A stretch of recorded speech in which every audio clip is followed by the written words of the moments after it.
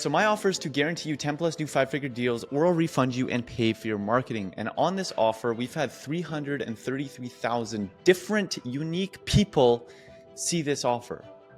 But if you're wondering, no, we have not worked with 333,000 people over the last few months. So even though we have such a good offer, why do people still not buy? Well, I've spent some time doing deep research into that exact thing. And if you don't have an offer as good as I do, well, you're probably going to deal with the same issue, but 10 times worse, right? Because obviously making a good offer is one of the biggest levers that you can pull. So what I've done is I've made a step-by-step checklist to flood your marketing funnel with leads and then have them show up and buy. And we're going to do this by destroying every hidden objection that you didn't even know existed that has been suffocating the growth of your business, right? Because we look at objections, we look at sales objections as something that we deal with after we pitch the price at the end of a sales call. But what we fail to consider is that objections and hesitations and fears occur in every single stage in our marketing funnel. And so in this video, I'm going to break down all the different objections that you're going to be getting at each individual stage of the marketing funnel. I'm going to link this document in the description because it also has a step-by-step checklist of what you can add to your ads, your landing pages, your book a call pages, your indoctrination sequences to make sure that you overcome all of these objections, hesitations, and fears to ensure you get the max amount of people clicking on your ads, opting in, booking a call, and showing up to the call. Fair enough? Let's get into it. So the first level is the ad level objection, right? Well, these are the objections that they'll have at the ad level. First one will be relevance doubt. People might be thinking this probably isn't for me. I don't think this will solve my specific problem. This isn't worth my time. Or they're concerned about the cost. It's probably expensive. They'll try and upsell me to something I don't need. I'll be pressured into spending money. Maybe it's too complex. I don't understand exactly what they're offering. It seems too complicated or technical for me. Lack of trust. They might be wondering, is this a scam? Or how do I know this is legit? Right? Or here are the hesitancies that they'll have. If I click this, I'll start seeing ads everywhere. They'll collect my personal data. Or overwhelm. I've seen too many similar ads. This is just another one. I don't have time to look into this right now. Or skepticism. This sounds too good to be true. Will this really work for someone like me? Or time investment. Will I have to watch a long video or fill out a lengthy form? Or I'm not ready to commit right now. Or fears. They might steal my personal information. My credit card information could get compromised. Poor quality. What if the product/service isn't as good as they claimed? Or I've been burned before. Fear of commitment. Am I signing up for something I can't cancel? Will they start calling or emailing me nonstop? Loss of control. Will this lead to spam or unwanted subscriptions? Am I giving them access to something I didn't intend? So I bet you never really thought about that, right? When you are making ads, these are all the things that people are thinking and the reasons why they're not clicking on your ads. Right? These are all the objections, hesitancies, and fears that people have as to why they're not clicking on your ads, right? Because if you theoretically had solved every single one of these fears for every single person that saw your ad, you would have a 100% link click-through rate. But we don't. We all have like a 1 to 2% link click-through rate. So 98% of people aren't clicking on our ads because of one of these objections, fears, or hesitancies. Okay. So here is a checklist of what things that we can include in our advertising to eliminate most of these and to dramatically reduce how much these objections, hesitancies, or fears are impacting our ad results, right? Build trust, show social proof, customer testimonials, case studies, or statistics, right? And the other thing too is the more real, the better. If you have my client said this about me, that's not very real. That doesn't have a lot of trust. If you're standing there with your client, you hold the microphone up to them, they show their bank account and they're like, yeah, this guy changed my life. That has a lot of authenticity. That is a lot more real. Right? Highlighting guarantees like risk-free or money back, clarity and transparency, simplify your offer, clearly state the next steps and benefits, right? Mention that there are no hidden fees or no commitment. Relevance, tailor your ad copy to the specific audience, right? Use language that resonates with their pain points and desires. Reassure privacy, right? Making sure that they know that your data is safe with them, you don't spam them, and you promise that.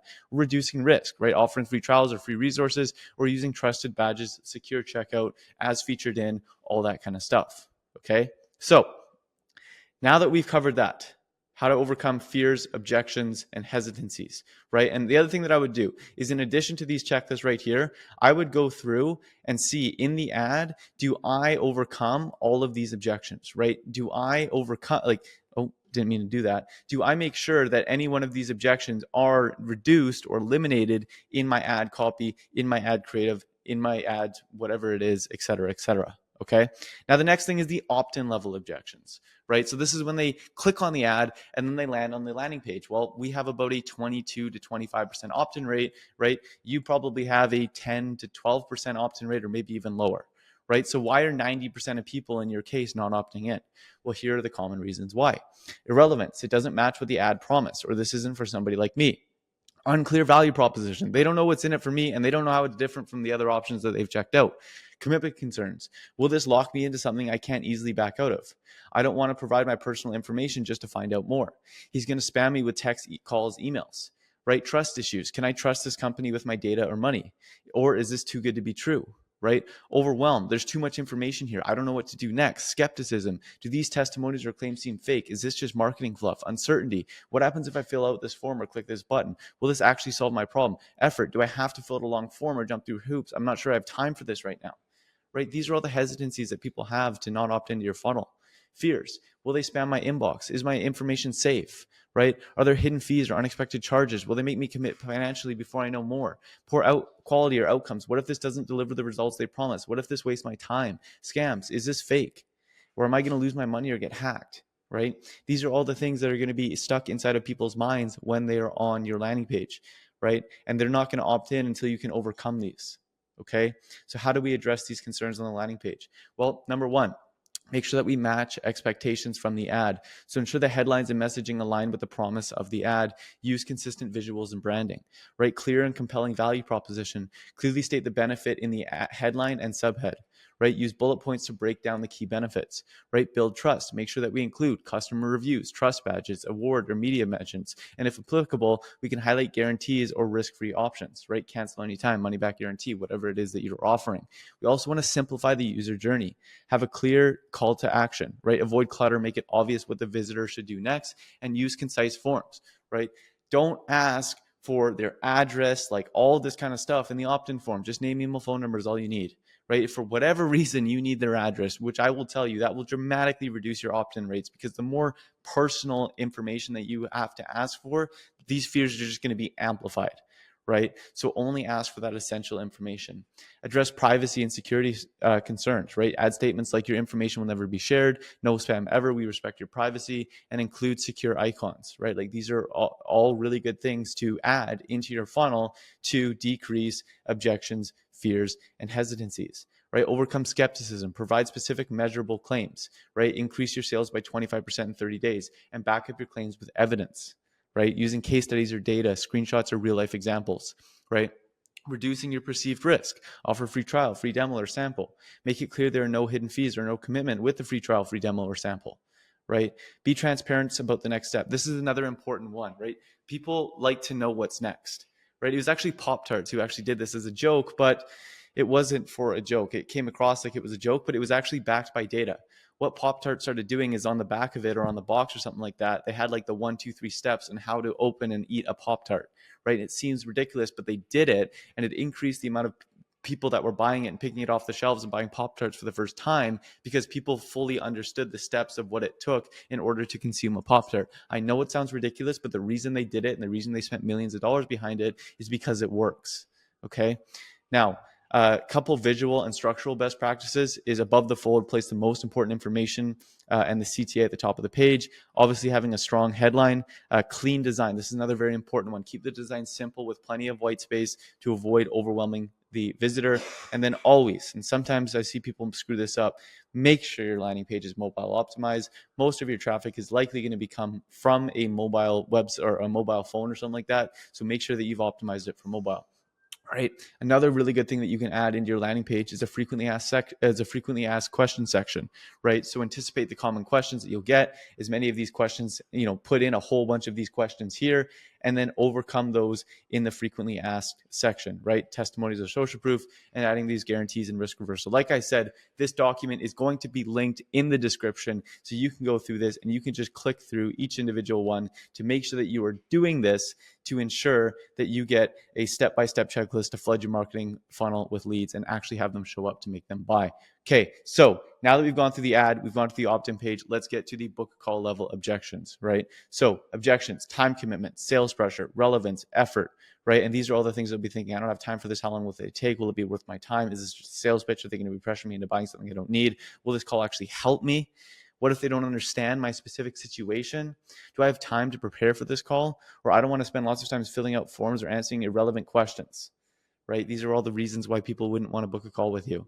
Or hesitancies, right? What happens during the call? What happens after I book the call? Are these people trustworthy? What's their motive in offering this free call? Will this call be valuable, or am I just going to try and get sold something? What if they don't understand my problem or can't help me? Right. One of the things that I've really done in a lot of funnels that I've built for people and even myself is putting case studies from the call itself. Right. So people that maybe we didn't work with, or, whatever the case may be, the business didn't work with, but we gave them a lot of valuable insights. And then they took those valuable insights, they saw results, and they hit us back up and were like, yo, I took that advice that you gave me on that call. I implemented it and I signed 3 new clients. We put those as testimonials on the book a call page to show how valuable the call is alone. Okay. Fears, privacy concerns, hidden costs, fear of commitment, fear of being judged. This is another big one, right? What if they think my situation is too small, too big, or unfixable, right? And will I be embarrassed if I can't afford their solution, right? These are all the things that people are thinking about and the reason why they're not booking a call with you, right? So how do we address these concerns? We clearly communicate the value of the call, right? Use a headline on the book a call page, right? Get a personalized strategy to solve their problem in 30 minutes or less, right? Using the same headline formula that we do on the opt-in page and that we do in the ads, putting that on the book a call page to sell booking the call, right? Because remember, the ad sells the click, the landing page sells the opt-in, the book a call page sells booking a call, and the indoctrination sequence sells showing up to the call, right? Break down what they'll gain from the call, such as a clear action plan, expert insights tailored to their specific needs, answers to their pressing questions, right? Reassure them about time commitment, right? It'll only take 15 minutes. It'll only take 30 minutes, whatever the case may be, right? Emphasize how the time will be used. Like, what are we actually going to do during that 15, 20, 30, an hour, right? We'll focus on understanding your needs and giving you actionable steps, right? Be transparent about the process. Explain exactly what happens during the call and afterward. Here's what to expect. We'll start by discussing your goals, challenges, and needs. Then I'll recommend a clear path forward, no pressure, just honest advice, right? Alleviate sales pressure concerns. Reassure them that the call is not a hard sell, right? Build trust and credibility. Include past testimonies from past clients who benefited from the call, like I was sharing earlier. Case studies showcasing successful outcomes, photos or team members that to humanize the experience. This is another really good one that you can do, right? In your thank you page or in your indoctrination sequence and whatnot, you can actually put the person that they will meet with on the call. You can put their image, a story about them, and how that person is going to help them on the call to humanize the experience so they know who they're going to be meeting with when they show up to the call. Right? Simplifying the booking process, right? Obviously using a user-friendly scheduling tool, right? Don't opt in and then say, hey, we'll call you to find a time. Make it as easy as possible for them to book a call. Again, limit required fields in the booking form to essential information only. And then, of course, offering multiple time spots to accommodate to their schedule. You meet with the prospect when it is the best time for them, not the best time for you. Okay. Addressing cost and privacy concerns, include frequently asked questions, using social proof. Yes, there's a lot of repeat stuff here, right? A lot of the things that, the objections, hesitancies, and fears that they're going to have with the ads and the opt-in page are also going to appear on the book call page. I've made this for a checklist so you can make sure that you go through and you check everything up, right? Another page structure for maximum conversion: headline, brief explanation, social proof, step-by-step explanation of the process, booking form, frequently asked questions, trust and reassurance section. Okay. Showing up to the call, right? So now that they booked a call, why would they not show up to the call, right? Well, perceived lack of value, overcommitment, uncertainty about preparation, right? Will this call really help me? I don't know if this will be worth my time. I'm too busy. Something more important came up. I'm not sure what I need to bring or how to prepare. Will I be able to answer their questions effectively? Hesitancy. They're scared of sales pressure. They have imposter syndrome or forgetfulness, right?